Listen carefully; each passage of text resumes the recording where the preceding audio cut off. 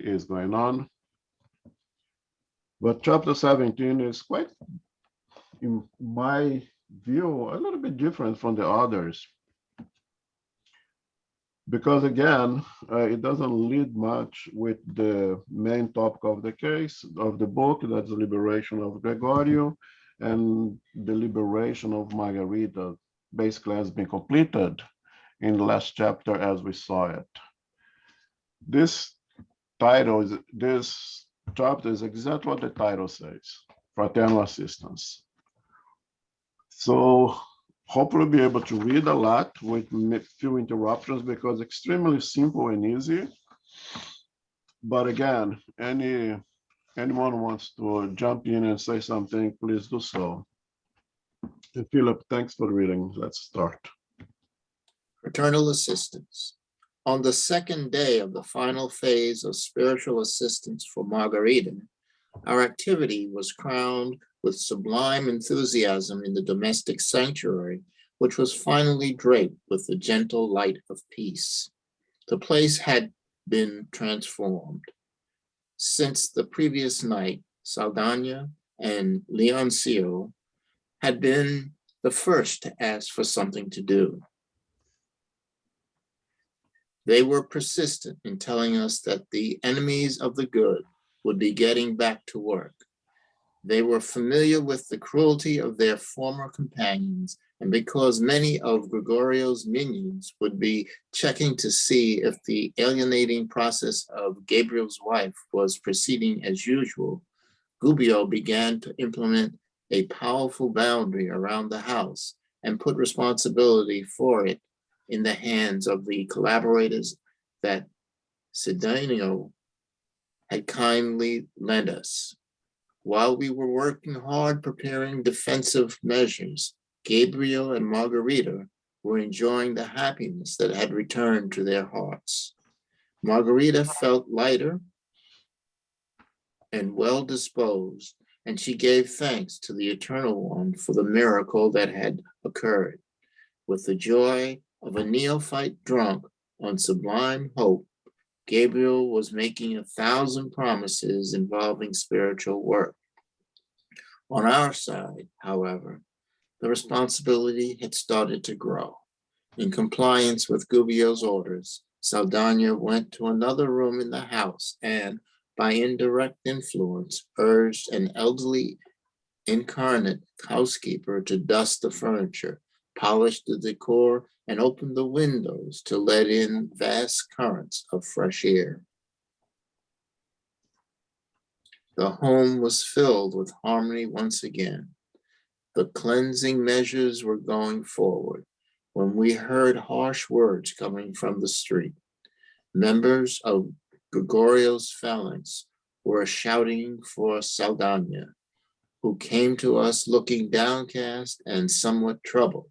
Our instructor suggested, "Go, my friend, and show them you have taken a different path. Be brave and resist the poisonous fluid of anger. Be calm and diplomatic."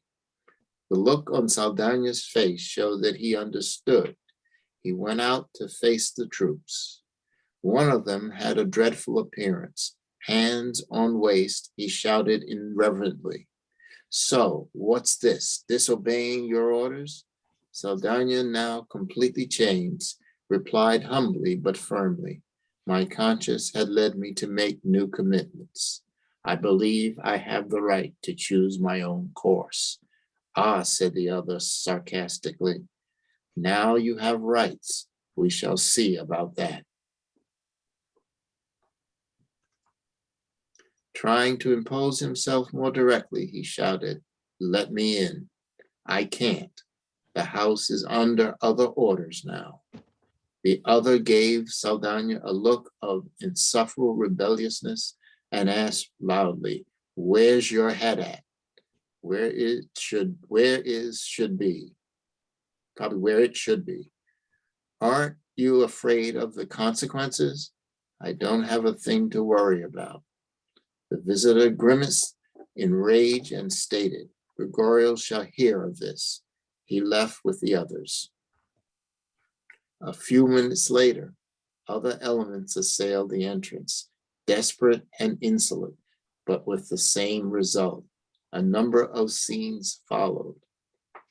Gubbio placed luminous signs in the windows, indicating the new position of that domestic shelter, opposing the spots of darkness that used to come from there. Suffering, persecuted, but well-intentioned spirits were attracted by the signs and began appearing in large numbers. The first spirit was a woman who knelt at the door begging. Thank you. Okay. Right there. So just to recap, we saw that on the last chapter was the chapter before, was a chapter that basically Margarita was freed from the persecution that she was suffering for throughout this book up to now, right?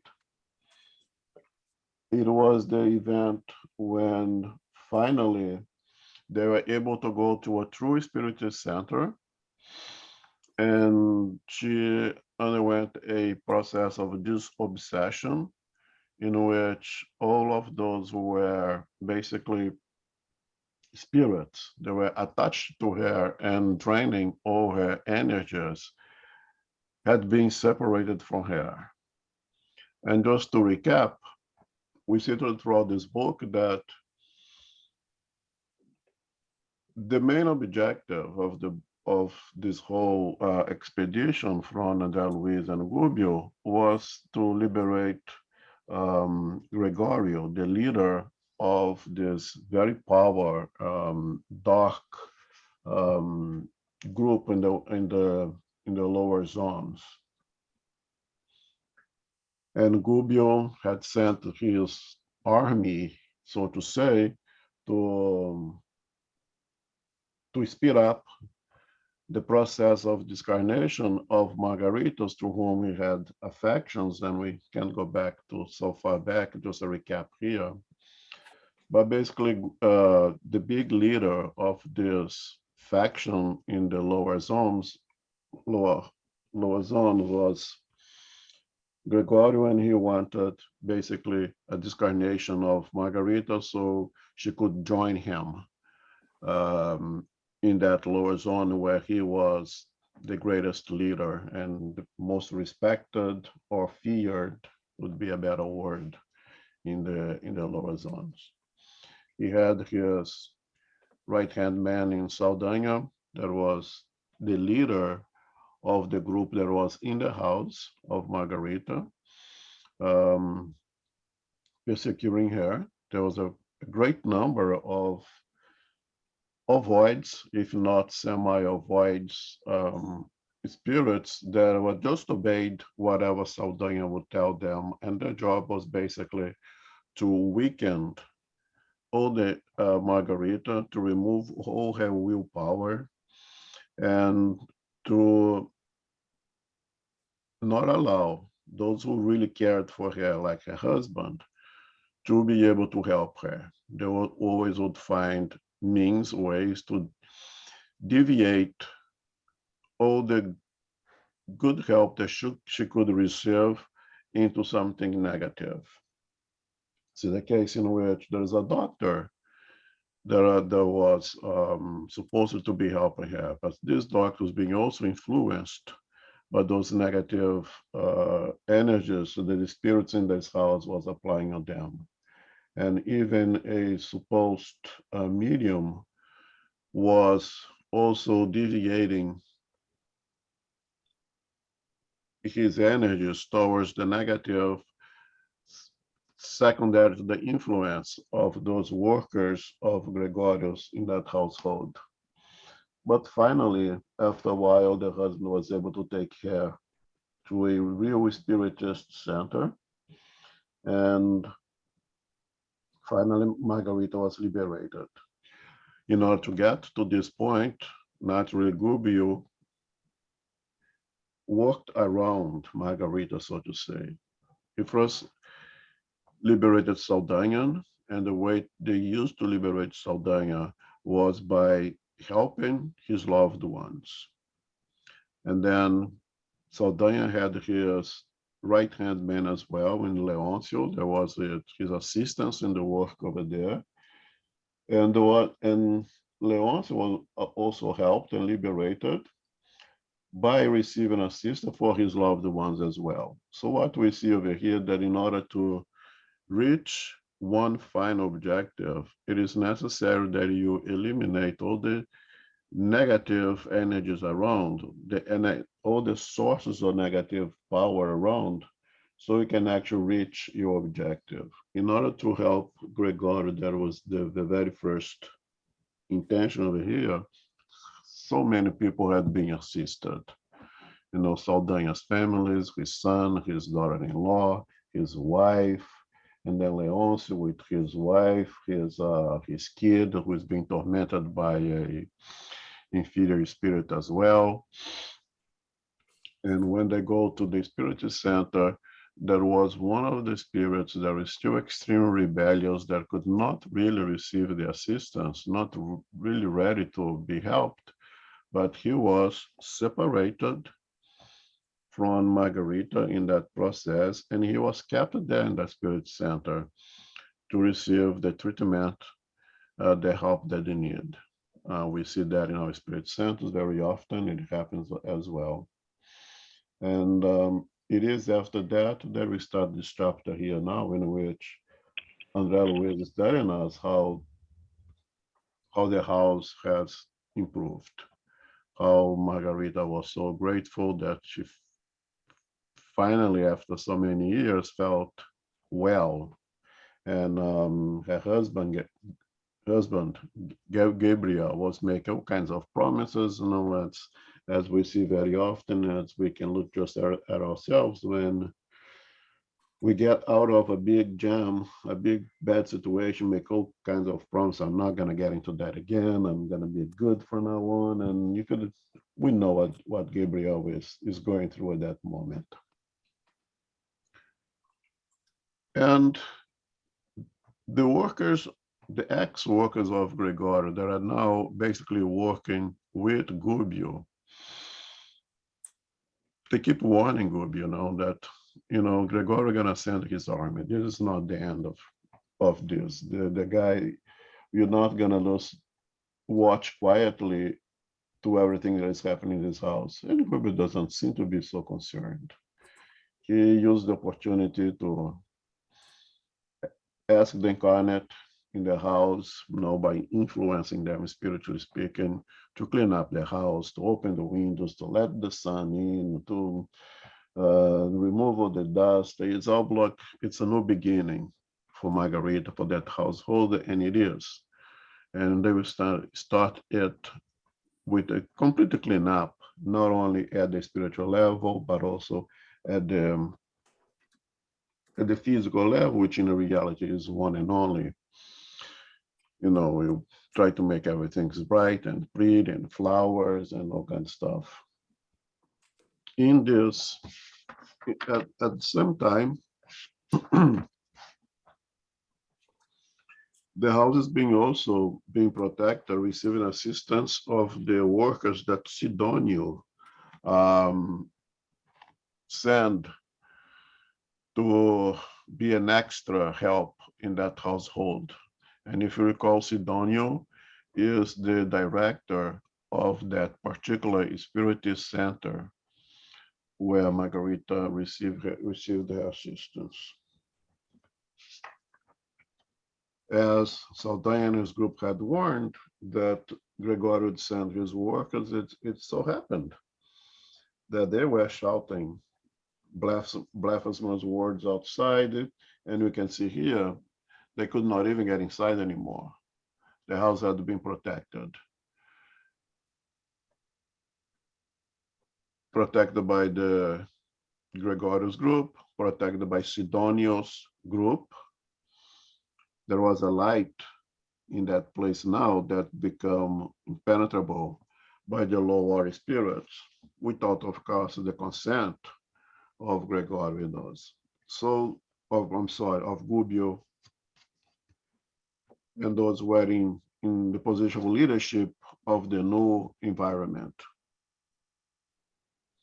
But the workers of Gregorio keep screaming outside, and Gubbio sends Saldanha to speak with them. We see that this is a test. We see here that Saldanha needs to prove primarily to himself than more than anyone else that he really have done this 180 degrees change. That it's quite easy for Saldanha to be the new good boy and do everything the right way according to the directions of Gubbio when he's not at the side, when he's not taking in association, listening to Gregorio's team, the ones in darkness. The same way that I always say is that someone who is a drug addict go into a rehab facilitation for some months and stays clean for those months that is there, you cannot say that he's recovered. You only can say he's recovered when he's out of that environment and it's out there on the street, out there dealing with those who with whom he used to do drugs before, with the dealers, facing the same kind of triggers that led him or her to experiment on drugs to begin with. There's a small test for Saldanha, but it's still a test. He needs to prove to himself that he is now indeed a new man. And it's by confronting the ones that used very recently be their companions, be their have the same goals, the same objectives. When you're facing them, you're able to stand to your position. It's a very good sign that indeed you are a new person. And Saldanha faces those individuals and tells them, my conscience has led me to a new commitment. I believe I have the right to choose my own course. That's a very strong statement for someone that up to recently was pretty much a puppet at the hands of Gregorius, just obeying him, neglecting their own rights, neglecting their own desires, and say, now I have a different path. Now I understand my rights and I seek to listen to my conscience. And he says that the house now is under new orders, that now the light prevails in that house, that now Gubbio and his team have took leadership and have changed the situation inside of that household. And we're going to see here from this point on is one of the measures that, or strategies, if you prefer, that Saldanha is going to use in order to maintain the new environment, in order to maintain the light shining in that house. What are the measures that we should be taken in order to maintain the dignity, the sainthood of our environment? And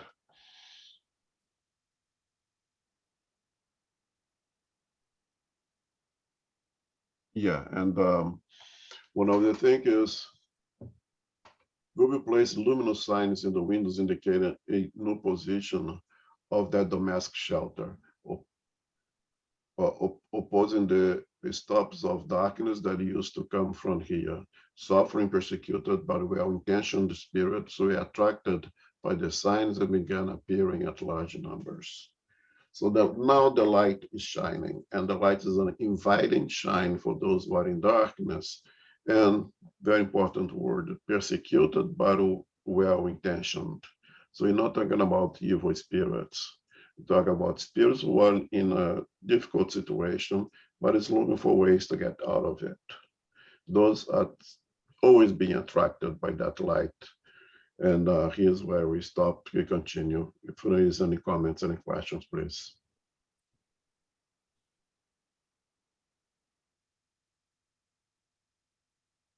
Okay, Philip. The first spirit was a woman who knelt at the door begging, "Benefactors from on high, you have gathered in this house to serve the light. Please free me from affliction. Have mercy on me. Have mercy." Our instructor went to her right away and let her in. On the side patio, she said in tears that she had been staying in a home nearby, where she was isolated by ruthless tormentors who were exploiting her vices. But now she was tired of her wrongs and yearned for a beneficent change. She was sorry. She longed for a different life, a different course. She was pleading for asylum and assistance. Gubbio consoled her and promised to help.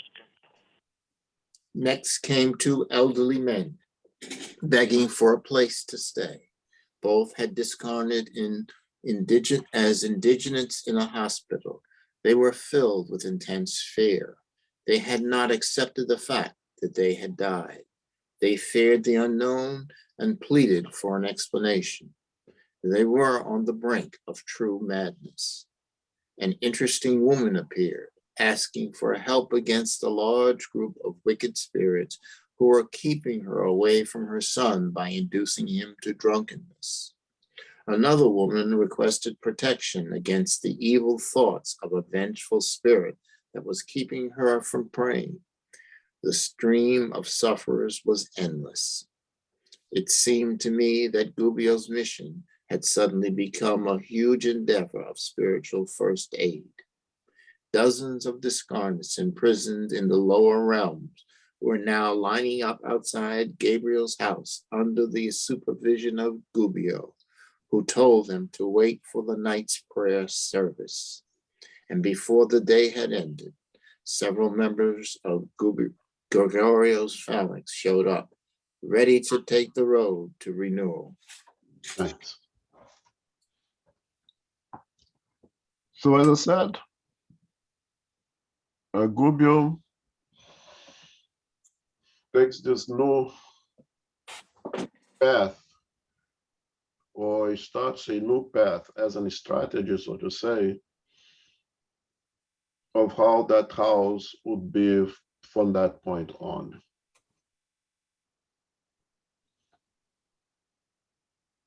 And by shining that light, by putting those signs that now this is a sanctified environment, that light attract those, as I said, who are seeking betterment, who are looking for a way out of the bad situation where they find themselves, who understand that they are in a bad situation. Those are the ones who are able to be helped. Those are the ones that are seeking help. Those are the ones who will be attracted by that light, like insects is attracted by bright yellow light. And Andre Luiz gives a series of spirits, or the nature of the problem those spirits suffer in the spiritual world, and then that seeks them to the needs that leads them to look for that light, to look for that way out. Many examples, we see that in our spiritual center, in our meetings, very common cases. A woman being basically held hostage by other spirits who are using her own vices. Example, someone who drinks more than normal, one who is an alcoholic, may become a victim by other spirits who seek to consume alcohol through that individual. And it's important to mention over here that these are not cases of obsessions. These are cases that I would say opportunistic spirits. They see an opportunity to take advantage of circumstances for their own personal gains. to fulfill their own personal desires or their needs if they are also addicted. They will use any opportunity, any individual who can be an instrument for them to get what they want. This is not a cases of obsessions when there is this shaking of a hand, that is this established relationship.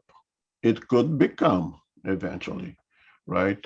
But if I have the habit of drinking more than I should, and some of this kind of spirit sees that in me, may not ever see me before, may not be my friend, may not be my enemy, just sees the opportunity of drinking through me and may use it, that opportunity. Now, the moment on, we could establish a relationship, but it's not what we call a process of obsessions.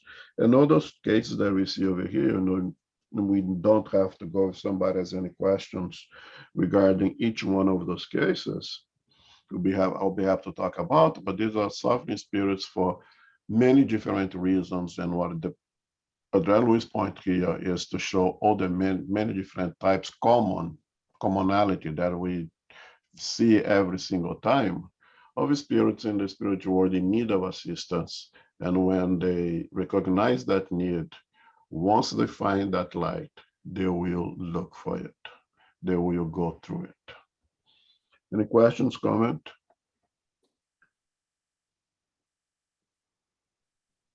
Again, I don't see any need to go to each one of specific cases. They just given examples of individuals who are in need in the spiritual world, but more than happy to talk about it if someone has specific questions.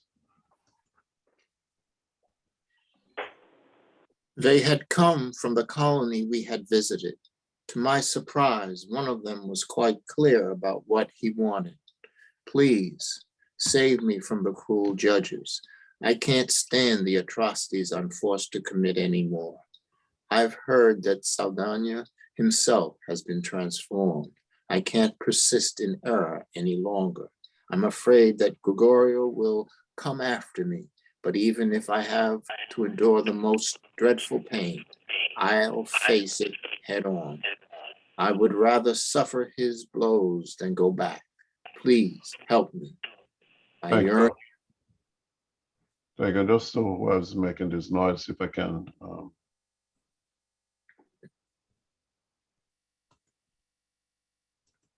Shall I continue? Just a minute. I just want to mute whoever's making this noise. Okay. No, just a moment here. In the last page, Andre Luiz mentioned that many of those who work for Gregorio was also asking for assistance.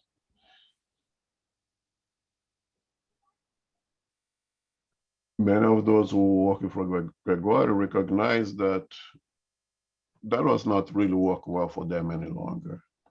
And once they see the opportunity of perhaps getting out of the situation, they also start asking for help. When they see that Saldana, there was that hardliner, Gregorio's right-handed, Gregorio trusted man, was able to make that transition, it empowers them to also seek to make that transition. Most of us are followers. We are afraid to take the first step, to be the first one to commit to things.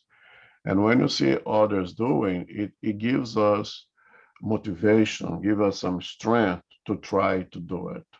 And when we see that it comes from someone in such a high position, someone who they consider to be strong and powerful, like the case of Saldana, that gives us even more will, even more courage to seek to make those changes. And when those spirits that were there working for Gregorius, Sister Saldana was able to do it, it did empowers them to try to do the same thing. And they also went and asked for help. And they tell here of the fears. Please save me from the cruel judges. And you remember that I believe it's chapter 2 or so that we had those judges that was condemning those individuals in the lower zone for any occult reasons that they target their guilty minds, the ones that have committed that mistakes, not like all of us does, they trigger, they use those guilty mind thoughts to keep those individuals hostage in the lower zones and to work for them. And they fear those judges because those judges bring into them or the remembrance and they intensify the guilty for the mistakes that are committed in the past. And most of them will commit errors. I can't stand atrocities I'm forced to commit. They do commit atrocities. They do cause harm to others, but they do mostly because they're afraid of not doing it. They are afraid of the consequences of not obeying those right now. But when it's Saldana was able to be transformed, they feel that is the moment that they can liberate themselves from those cruel judges, but still with fears. Okay? Okay. Questions? Let's go then. I yearn for a new course, one that will lead me to the good. We heard many such appeals. As we lined up, the well-intentioned sufferers in the large room, Gubbio asked Eloy and me to make ourselves available to them, patiently hearing them out and assisting them when possible in order to prepare them mentally for the night's prayer service. I must confess that I felt really at ease. We divided everyone up into 2 separate groups. I organized the brothers and sisters who were to be my responsibility into a fraternal group. But since more needy spirits continued to show up from time to time, I had to find more room. Outside were many imbalanced spirits heartbreakingly clamoring to be let in. However, Gubbio had stated that only those who showed that they were aware of what they needed were to be admitted. Long ago, I had learned that a greater pain always consoles a lesser pain, and I limited myself to short phrases so that the poor spirits in my charge could comfort one another without the need for any counseling on my part. Consequently, I asked one of the sisters, whose perispirit was in a deplorable condition, to describe her experience. Thank you. So you see here that this household now is functioning somewhat like an spiritist center. Not quite perfect like part of the spiritist center, and we'll talk about that later. But there was a line of spirit seeking assistance. A line of you trying to get in. Would all be admitted in? No. We had set limits. Gilbert had stated that only those who showed that they were aware of what they needed were to be admitted.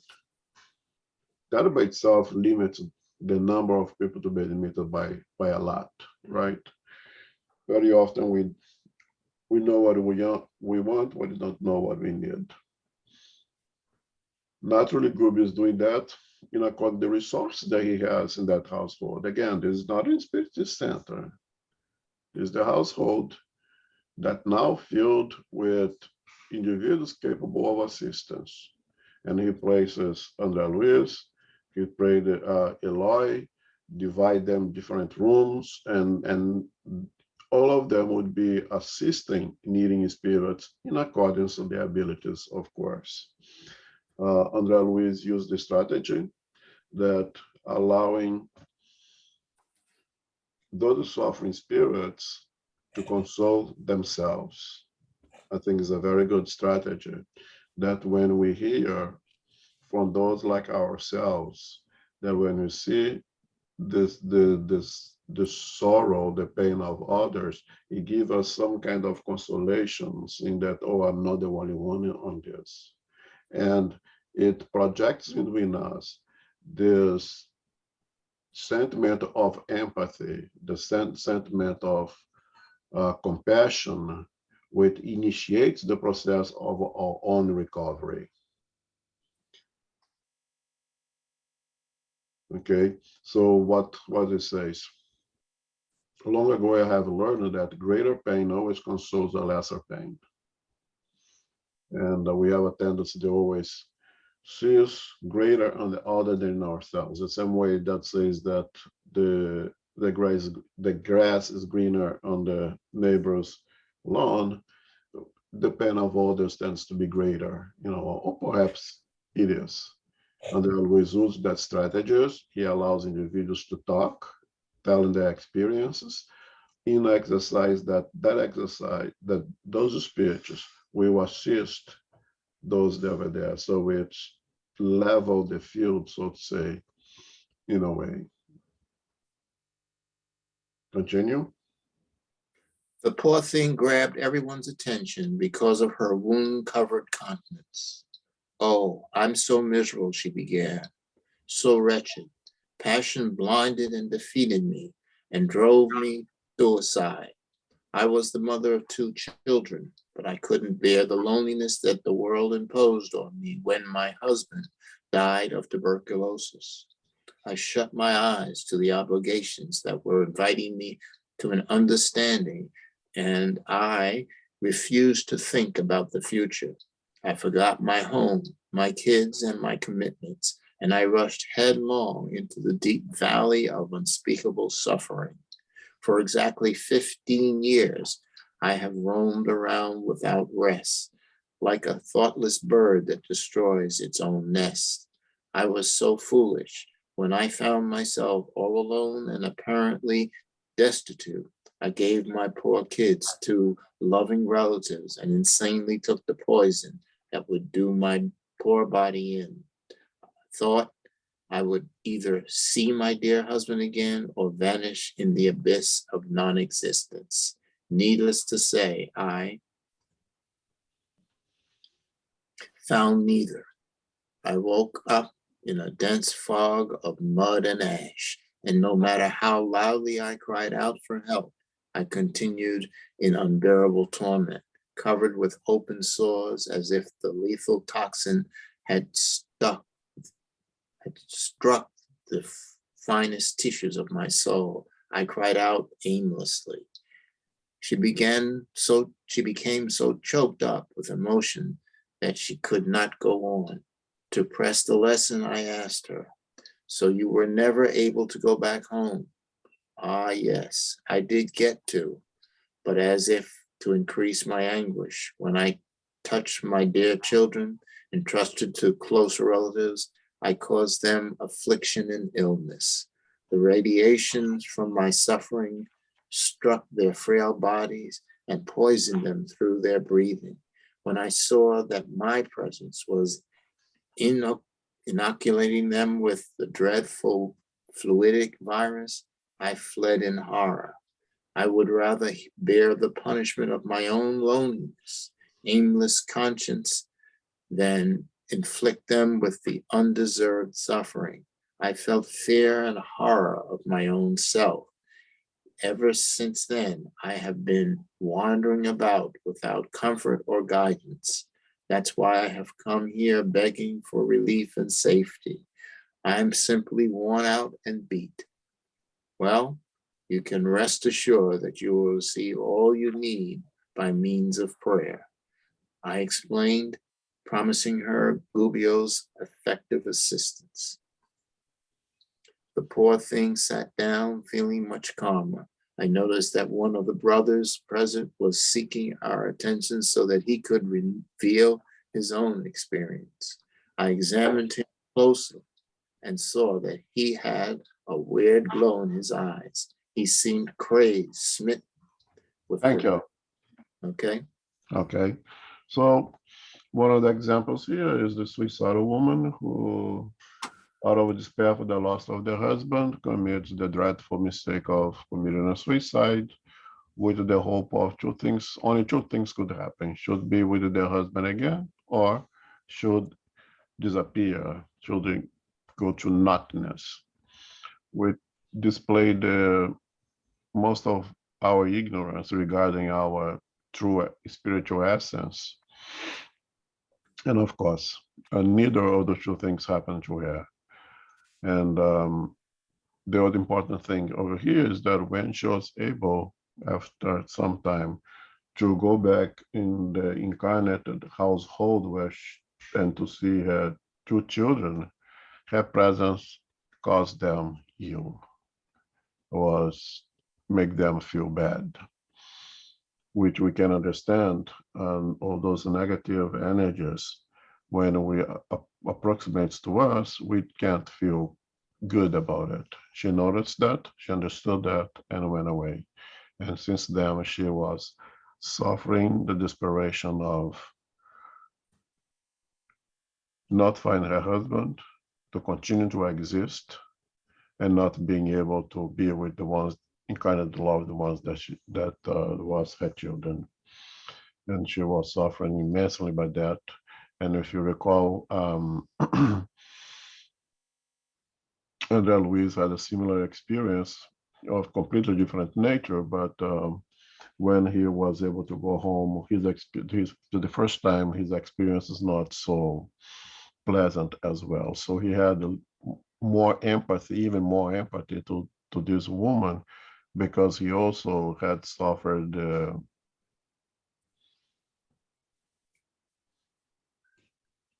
the difficulty of going to be with loved ones and not being able to really be there for them. In her case, it's even worse because her presence was something really negative that caused so much ill to her loved ones. Comments, questions? The second one I had stopped because this one is the only one that I find interesting. The other ones are very common. The other ones very average cases. This one is a little bit more on the intellectual side. So this individual now had weird glows in his eyes. He seemed crazed, smitten. Only that gave us something to look forward, right? Something juicy to talk about. You can continue. With the typical expression of chronic insanity, he began, "I can ask you something." "Of course," I replied, a bit surprised. "Tell me, what is thought?" I was not expecting that sort of question at all, but concentrating my receptive capacity on giving him the right answer, I explained as best as I could. Well, obviously, thought is our soul's creative power. Hence, it is an extension of ourselves. Through thought, we act on our environment, thereby establishing the pattern of our influence, whether good or bad. "Ah," explained the odd gentleman, somewhat troubled, "that means that our exteriorized ideas create images that are as powerful as we want them to be." "Precisely. Then what can we do to nullify our images when we wrongfully interfere with the mental lives of others?" "Please help us understand your case by telling us a bit about your experience," I replied with fraternal interest. Probably touched by the tone of my kindly request, the man began to reveal his inner torment with hesitant sentences, hot with sincerity and suffering. "I was a man of letters. but has never been interested in the serious side of life. I cultivated a caustic wit along with a taste for eroticism, which I offered to the young people at the time. I didn't become famous, but more than I realized. I had a destructive influence on my many young minds by filling them with dangerous thoughts. Ever since I died, I've been constantly hounded by the victims of my subtle insinuations. They won't leave me alone for a minute, and while that's going on, others come looking for me with orders and proposals entailing wrongful actions that I can't agree to.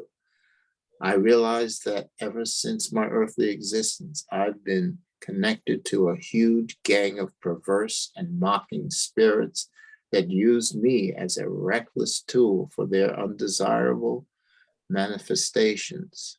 Actually, I have within my own mind enough frivolous and malicious material which they largely exploited, thereby adding to my wrongs even greater wrongs, which they incited me to commit without my active cooperation. But now that I can see the truth, I have sought in vain to adapt to the nobler processes of life. Whenever I'm not beset by men and women complaining about having been harmed by my ideas on the physical plane, strange thought forms confuse my inner world as if they have become encrusted in my imagination. They seem like autonomous personalities that are visible only to me. They talk, gesture, accuse, and laugh at me. I have no problem recognizing them. They are the living images of everything that my thought and my hand and my thought and my hand as a writer created to anesthetize the dignity of others. Now they attack, tease, and flail me as if they are children rebelling against a criminal father. I have been living aimlessly as a mental case that no one can understand. How can I comprehend these nightmares? Are we living dwellings for our thoughts, or are our thoughts points of support and manifestation for the good or bad spirits that are attuned to us? There was a significant expectation amongst the listeners in spite of the overall calm. The poor wretch said nothing more. Crazed and trembling, I could see that he was being tormented by the energies outside his inner field. He gazed at me with eyes haggard with strange dread, and running into my arms, he cried out, He comes one now. Here comes one now. He's getting inside of me. One of the characters out of my raunchy writings. Woe is me. He's accusing me. He's laughing sarcastically and threatening me with his hands. He's going to strangle me. He put his hands to my throat and shouted in despair, I'm going to be murdered. Help, help. The other troubled and suffering spirits were scared out of their minds. Some tried to flee, but all I had to do was speak one sentence and order was restored. The poor, discarnate man of letters was writhing in my arms in such a way that I could not calm his depraved and wounded mind. Cautiously, I sent a messenger to Gubbio, who appeared shortly. He examined the case and asked for Leoncio, Margaretta's former hypnotizer. When he appeared, Gubbio ordered him, You work on him, give him some relief. Who, me? Replied the half-sane covert. I deserve the chance to provide some relief. Gubbio replied without hesitation, Constructive service and destructive activity are both a matter of direction. The devastating torrent of water that destroys and kills can also run an electric plant. In fact, my friend, we are all debtors as long as we are on the side of evil. But we need to realize that the good is the door to our redemption. The worst criminals can shorten years of punishment by working on behalf of the others for their own rehabilitation. To dispel Leoncio's doubts, he emphasized with a tone of kindness, start today, here and now with Christ. By being determined to help, you will find the secret of your own happiness. Leoncio did not hesitate. He began magnetizing the demented patient who a few minutes later became silent and deeply restful.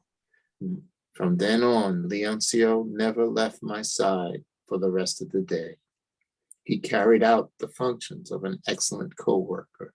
The crowd was growing by the hour, however. Thanks. So the second case, or another case that Andre Luiz presents to us is a very interesting one. A man that seems to be a writer, right? He says over here he was a writer, but may not have become famous. I don't know how to define famous in this situation. But you can tell that is someone with some intellectual eloquence because he's asked, what is thought? And what would you answer? How do you answer that? What is thought?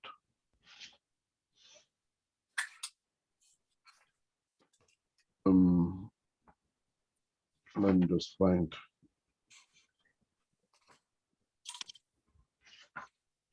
I lost my page. Yeah. What is thought? And that kind of shook up Andre Luiz a little bit. He needed to provide an answer, and he did provide an answer I think is pretty good. Thought is our soul's creative power. Hence, is an extension of ourselves. I think this is important, an extension of ourselves. Through thought, we act on our environment, thereby establishing the pattern of our influence, whether good or bad.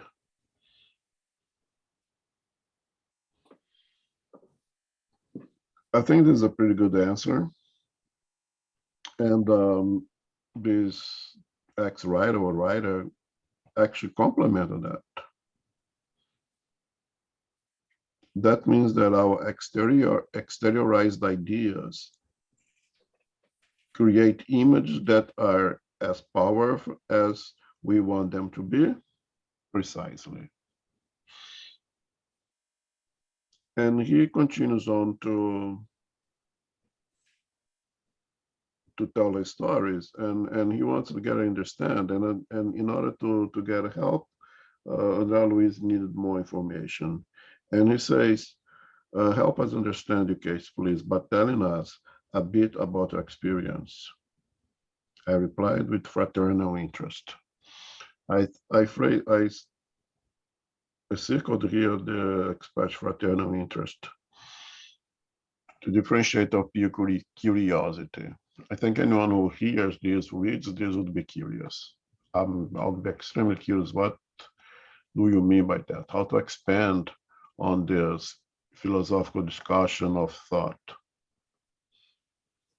But that's not the point of the work. That's not object. That should not be Andre Luiz's objective, but it is with desire for fraternal assistance. And then he has that curiosity, let me take back, it's not a curiosity, interest, but it's fraternal. Is in order to help, you have to have some tools, something in your hands. And those tools is exactly the sentiment, the experiences of the one who is in need of fraternal assistance. So you see here the work of the dialoguer in a leadership meeting, because this is the same thing. the dialoguer, the one who is speaking with the suffering spirits, have to have tools also, has to be able to question the spirits to have a better understand and use exactly the words of those spirits, use exact experience of those spirits as to help those spirits themselves. And that's exactly what Andre Luiz does here. And we found out that this man indeed was a writer and made a choice. You have a creative mind, you can use your creative mind to write things that are pleasant, that are happy, that brings good vibes. But you can also use it all the way around. You can do all the horror things. I think, well, that's a different story. Um, you can choose what you write, right? You can create, and you remember that create those thoughts, create those images for something pleasant or something unpleasant. And he used to the other side because that's what he was. Again, a question, not stating that, because in the definition from Andre Luiz, it says is an extension of ourselves. So when I write all those horrible things of the horror things, then amazes me the creativity of individuals who create all those most horrific images. I personally don't like horror movies and horror anything. But it amazed me how people can come out with those things. And the question here is this an extension of ourselves? And is an extension of those who write those things themselves? Well, it's just something that they create. Something that they create now, it becomes an extension of them, right? And in his case, exactly what happens here, that he's now understand the great part of what he put on a paper that he wrote, some was his and some was of the other spirits who were using him. He says, actually, I had in my own mind enough frivolous and malicious material, which they largely exploited, were they? The spirits that was using him, right? Largely exploited, thereby adding to my wrongs even greater wrongs. So that is in the beginning when I said that opportunistic spirits, not necessary process of obsessions. They see in him the same way that someone who likes to drink will recognize the vice of alcoholism in others.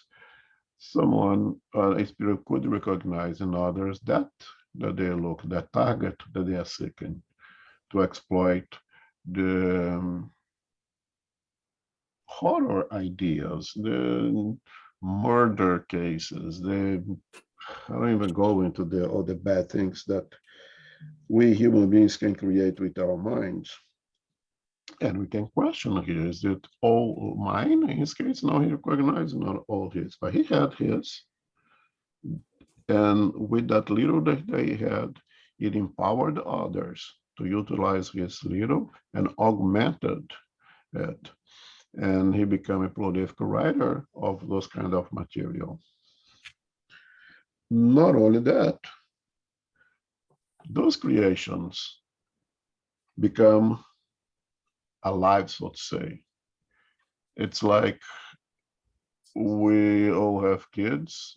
It's different because kids know it's an spirit themselves, have their own past, have their own atavism, have their own experience. So it's different, but let's assume that it's a completely empty blank canvas, that no past, no nothing, that it's all kids that come to us with absolutely nothing, no history, nothing, it's just an idea, it doesn't exist. If you teach them only good things, they only have good things. They could not become bad because they only have good things. Again, I'm saying that the great idea that they come from nothingness, okay? From as a completely empty canvas for us to put a picture in it. And we'll take the shades, everything that we give to them. If we use the opportunity to give them only the bad, they only have the bad. Our deal is pretty much like that. Our creations pretty much like that. Using our sentiments, sentiments generate thoughts. If our sentiments are elevated, out of love, out of fraternal, of compassion, those creations of ours will be the same, and they will be around us as the same.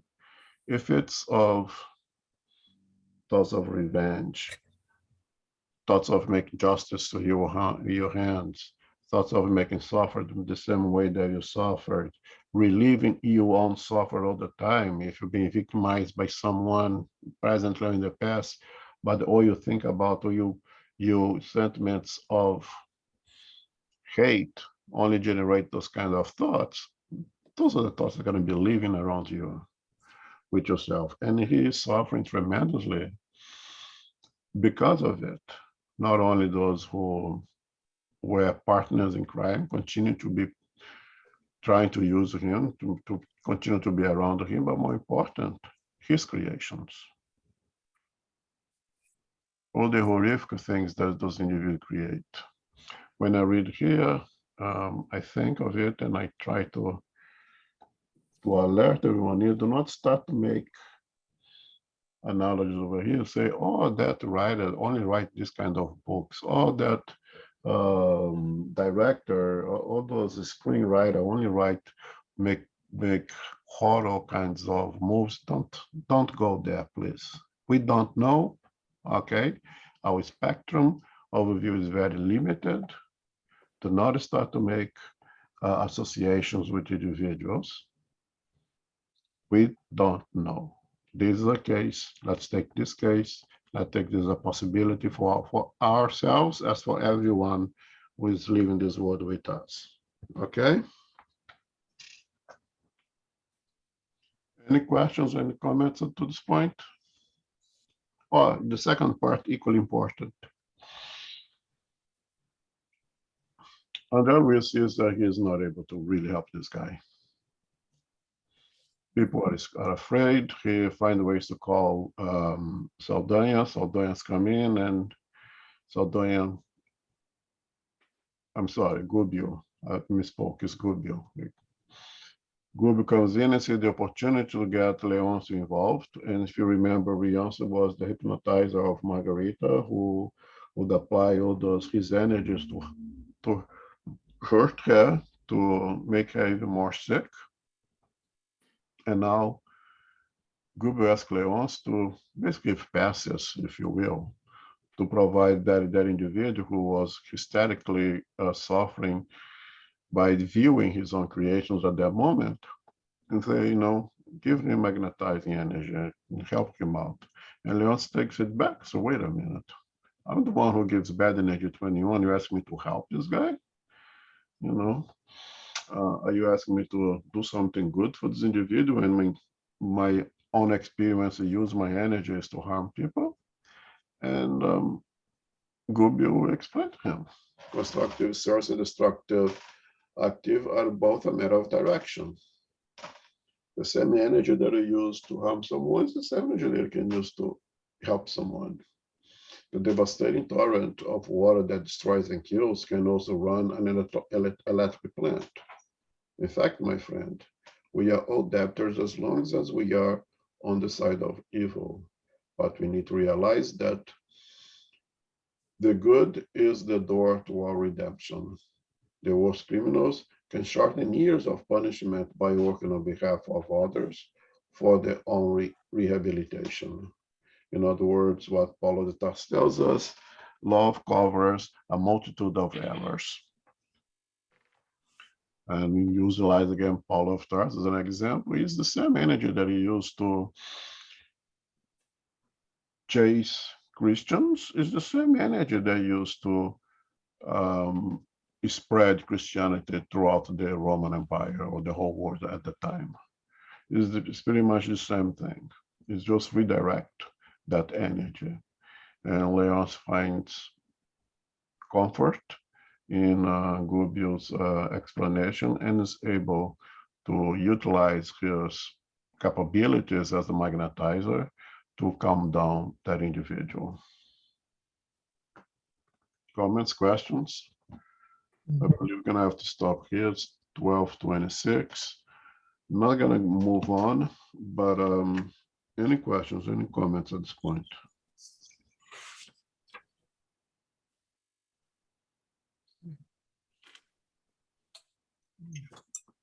Okay, if not, Soraya, could you do a final prayer, please?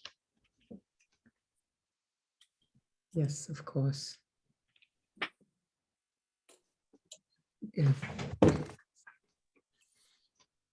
To our spiritual benefactors, our guardian angels, as we come to the end of this beautiful chapter of helping us understand fraternal assistance to all, that we all have the opportunity to receive, to understand who we are, to work with ourselves, and understand that we are always guided and helped, but we have to be open-minded to who we are and work toward the light of our Christ, and we will be helped. We ask as we leave here today, may we be able to continue to pray for our brothers and sisters who are in need in both worlds, the spirit world and the physical world. We ask for their assistance and guidance. We pray for all that are going through suffering and wars still in Europe.